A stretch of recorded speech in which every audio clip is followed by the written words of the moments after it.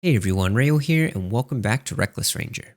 Reckless Ranger is focused on getting best in slot range gear, learning all bosses with range and just becoming as best as we possibly can, and grinding out new PRs and just refining our times. I've done a melee version of this series as well, so if you want to catch up on this series or the melee series, playlist links are in the video description. Also in the video description are the links to my Twitch channel and my Discord. That way you can get notified whenever I go live on Twitch or for any new content releases on the channel.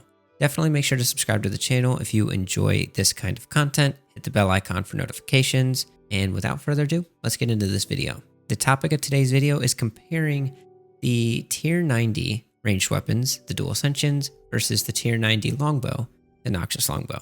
Overall, I believe these are going to be pretty similar. I think the difference in output is very minuscule, but nonetheless, I've been asked a few times by some viewers. I've seen it a lot in discussions on Reddit and just in Discords, so I wanted to give it a try myself, make a video documenting on a few different bosses and see how they fare.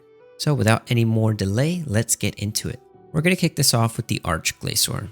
I chose this because it has a decent health pool, it has various mechanics, which is a little bit RNG based, so that might be a bit of an issue, but overall I think it's going to be good. Arch-Glacor is also poisonable, doesn't have major accuracy checks, so I have the option of using full arrows or big arrows for the longbow, and I think I'm just going to be going with the big arrows. My setup for dual wields is just going to be my typical dual wield setup with Hydrix and Rubies, as well as a Ripper Demon Familiar, but the setup I'm going with for the longbow is going to be big arrows and the Reaver Familiar. I'm going to be using weapon poison on both takes, so let's go ahead and jump on into it and see how they fare against each other.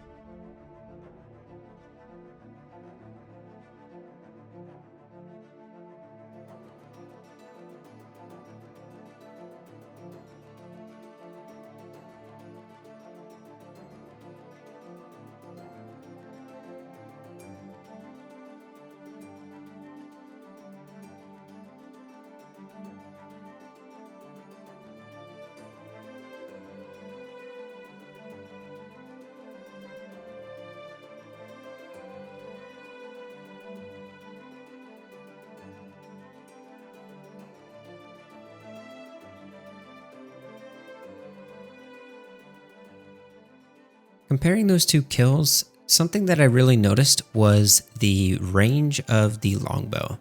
The range of the longbow really came in handy when I was doing the ice pillars. Something that you'll notice with dual wield is whenever you're doing the ice pillars, you will not be able to range from the back of the platform. Your character will run forward, you'll click back, you'll run forward, and it's just back and forth and back and forth. So you're constantly running into danger and running out of it, running into it, running out of it. And with the way that RuneScape works, that could be a pretty big issue, especially because dual wield uses Needle Strike. Needle Strike is something I kinda am on the fence of. It's a good ability, but the animation delay messes me up quite a bit. Whereas with the longbow, you do not have the animation delay, which is a pretty huge buff. Aside from that, the ammunition cost is not as high as I thought it was. I forgot that they adjusted the consumption rate of the arrows to 33% down from 100%. So this is pretty major, and it makes this option a lot more available than I initially thought, which is a plus. Now I'd like to move into Nex. This is something that we've seen on the series multiple times. So we kind of know how this goes, but I'm going to be going into it because Nex is kind of unique in the fact that it has an accuracy check, and it's an old group boss that was designed pre-EOC. So it's a little bit dated, and it's just has interesting mechanics that you don't find in modern RuneScape bosses. In this setup, I'm going to be pretty much doing the same exact gear, but I'm going to be using Wen arrows for the longbow setup. There's not going to be any switches either. So let's check out these two kills.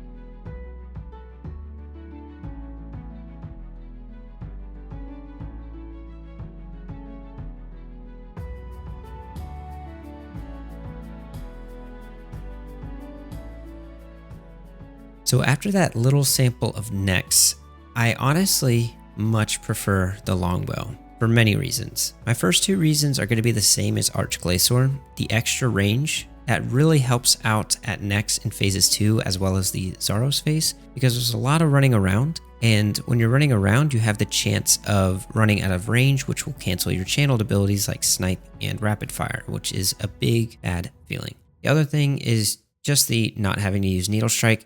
Nex is a very clunky fight, so having that extra clunk makes it feel a lot worse. Greater Dazing Shot just makes it feel a lot more fluid. The other thing is just the lack of switches with the Longbow. It feels so good to just not have to swap that frequently, whereas with dual wields, you have to have an offhand Chroming 4 swap for Gricko, as well as your Hydrix bolts. You want to swap to those on the minions with the offhand Chroming 4. That way you can get a nice chunk of damage plus your adrenaline. Whereas with a Longbow, you just click on the minion and you Gricko. You don't get all the adrenaline because it's not Hydrix bolts, but you still get to progress the fight just fine. And in this case, I got a faster kill time, so very much enjoy that.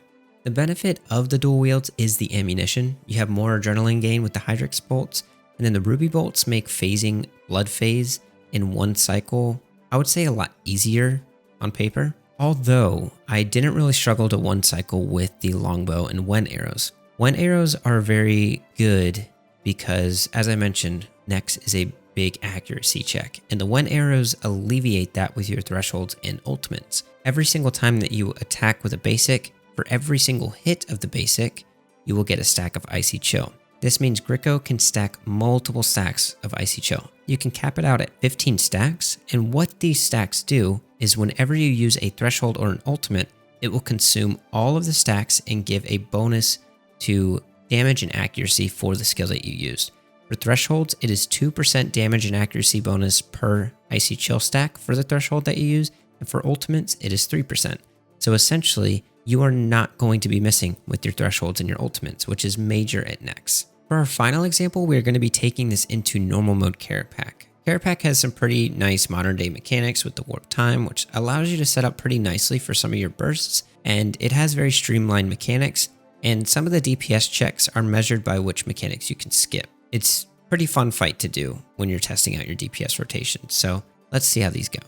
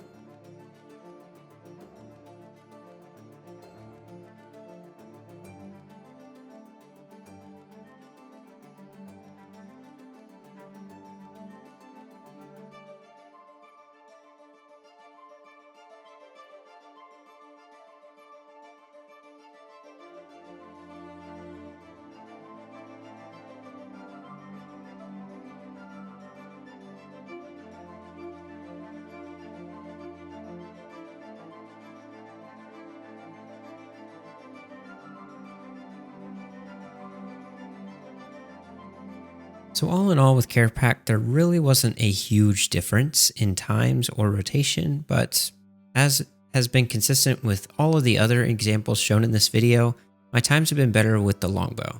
And that is also with a lot less switching and a lot less actions per encounter, which is major. All of that makes it so just doing bossing feels more comfortable. And the more comfortable it feels, the more I want to do it. The more I want to do it, the better. All in all, I think I'm going to be settling on the Noxious Longbow from now on. It just feels so good to use in my opinion. And the upkeep costs, like I said earlier, is not as much as I thought it was. I think that's going to be my option from here on out. I'm going to keep the Ascensions though, because they can still be used. The main hand Ascension and my offhand Chaotic Crossbow can be used as a Hydrix Coroming switch. That way I can actually benefit from the Hydrix bolts with the crossbows that I do have. That would be better suited for maybe an ECB down the line, but that is a lot more money than the dual Ascensions that I already have. The offhand Ascension can be used for a tier 90 defender when I get to that point as well. Probably not going to be selling those things. This is an investment I didn't really plan to keep or plan to make, but I'm glad that I did because the longbow feels good and it makes me just want to range more often, which means more range content for us. But anyways, if you enjoyed this video and you made it this far, I just want to say I appreciate you for sticking around. If you would like this video, that would be super awesome. Definitely drop a comment down below letting me know what you thought. And if you have any advice, like range rotation advice, or just want to share your thoughts, definitely comment that down below as well.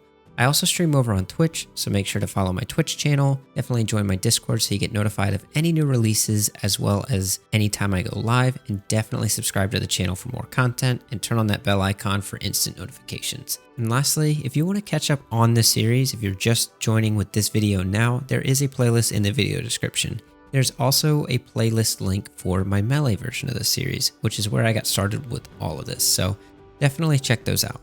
Anyways guys, I'm babbling on, I'm Rheyo, and I'll see you in the next video. Take care.